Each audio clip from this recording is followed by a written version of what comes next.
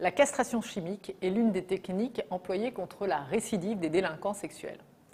Le terme castration chimique n'est pas tout à fait approprié car il s'agit d'un traitement, soit par piqûre, soit par médicament, dont les effets sont réversibles à compter du moment où on les arrête. Son but est d'abaisser le niveau de testostérone, donc de limiter la libido et le désir sexuel.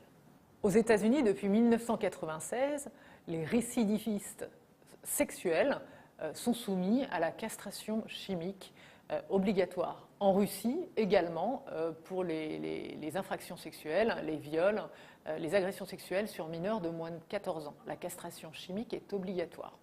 En France, la castration chimique existe, mais elle n'est pas obligatoire. Depuis maintenant 20 ans, la loi prévoit la possibilité d'ordonner une mesure de castration chimique pour toutes les infractions sexuelles. L'idée est de prendre un traitement chimique qui ne peut être imposé par le juge car la personne doit accepter expressément.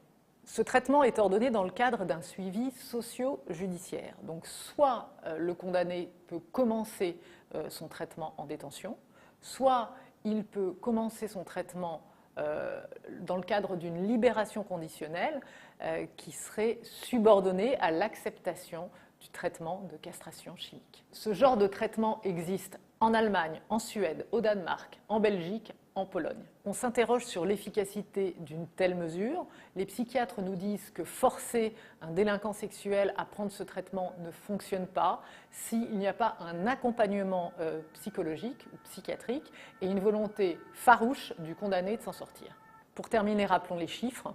Le taux de récidive en matière de crimes sexuels est de 5% et en matière de délinquance de délits sexuels est de 20%.